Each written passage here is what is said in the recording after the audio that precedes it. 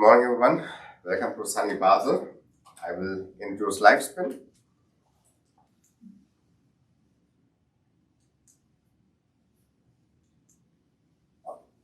When you look at today's healthcare, we use different type of methods in the lab, and typically what we see is we see a couple of trees in the forest, but we don't see the entire forest. So basically, we don't really understand human complexity yet, and we just get individual snapshots.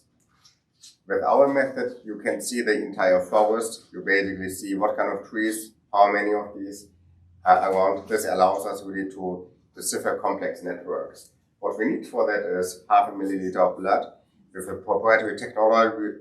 So we have a proprietary technology which I will introduce. We can capture at once with a single snapshot hundreds of analytes quantitatively in blood without restoring the sample in 1 hour. How does it work? We have a platform for high-density information generation, which is needed to decipher complex networks. And when you compare legacy blood testing, you need about 5 or 10 milliliters. You don't get really much in return, you just get about 10 or 20 analytes.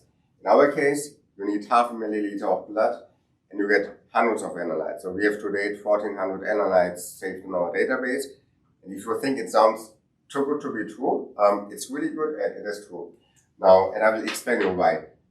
First, talk about metabolism. Metabolism is everything involving moving, growing, thinking. It's the conversion of food into energy, and metabolic networks are basically what's coming to all living organisms. And in an intact, healthy individual, the metabolic networks are intact, and a diseased individual, the network is broken. So you see these differences. Now, when we can look into the metabolism, then we get the physiological phenotype. If you can look into the phenotype, then you understand better diseases. One of our board members, Nobel Prize winner, Jim Rothman, is a very strong supporter of our platform. He's stating with our technology, you can really look into diseases because you can look into the metabolism.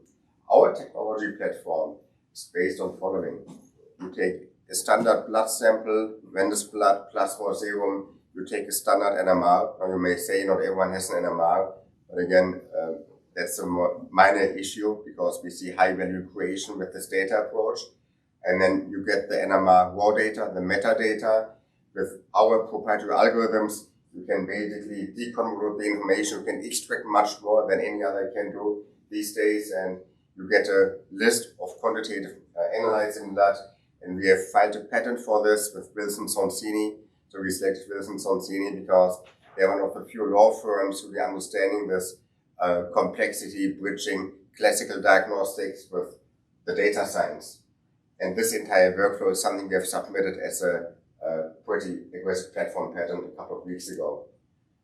Now, what do we do with that? Because it's so scalable, we can do a lot with that. So we basically created our own proprietary biobank in-house with real samples from humans, like about 200,000 samples. We digitize all of them, which helped us to set up to determine the metabolic baseline for health across gender and age groups, which helps us also to stratify patients. How does it look like in application? You can see here a heat map about aging. You see basically what ages and what's difference in aging between women and men. We're also preparing this as a publication. Now, as we submitted the patent, we can publish now really. What's in it? So basically, on one end, we have an approach just to do a much better analysis of spectra, which gives us access to hundreds of analytes at once. Second, we use neural networks to basically understand what are the differences between different conditions, between different disease stages, for example, and then we can basically cross compare the individual's profile against our database, which also has about 35 different diseases. I skip the details. We can address this in follow-on discussions. Now, what is it good for? You can, for example, look at health in a sense of health book. You have different chapters. You have indications such as oncology, neurology, or inflammation.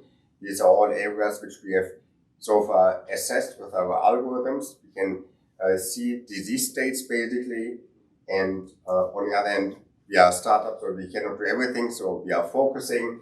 We're focusing right now on prostate cancer, In prostate cancer, as with many other cancers, you have obviously reprogramming in your metabolism, which we are basically addressing. We have entered a partnership with the Biobank in Graz, which is one of the world's largest, which grants us access to 25,000 longitudinal cancer samples.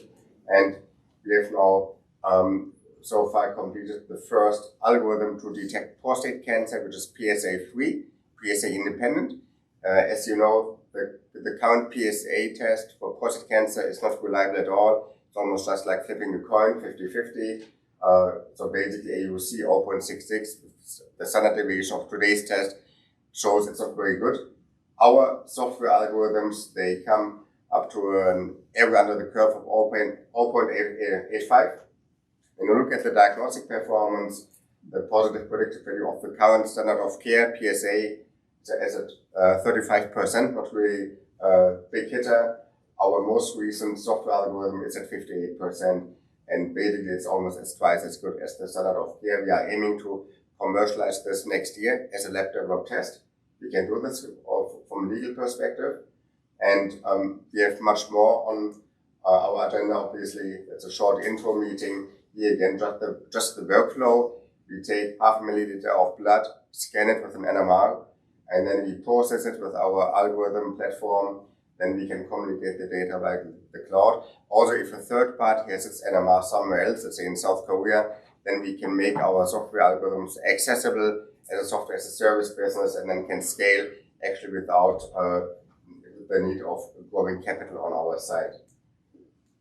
And again, it's based on metabolites and liquid samples. It captures quantitatively metabolites at once. And what's interesting about the prostate cancer test, it's not only about having the answer about yes, no, prostate cancer. With the same data, we have access to lipid profiles of this individual. We can look at liver and kidney function. That means the prostate cancer is just the tip of the iceberg. It opens actually the door to a more expensive healthcare concierge. But that's a starting point, also to show and build credibility in the healthcare community. And it's basic real-time phenotyping with low volumes of all. What's also important is it's low cost, because if you have a precision medicine tool, if it's too expensive, then people won't use it as much as it may be useful. And we are aiming to basically go after primary care physician practices and have this under 100 euros. Here, just a quick summary of the, let's say, performance. We basically need 10x less sample, 100x less expensive, and quite a bit faster, and generate 100x more information. We have quite a few partners. With Harvard, we are in the industrial participant program, Charité Hospital for our neurological work. We work with Medical University Graz on the oncology programs, just to mention a few. And yeah, thank you very much for your attention.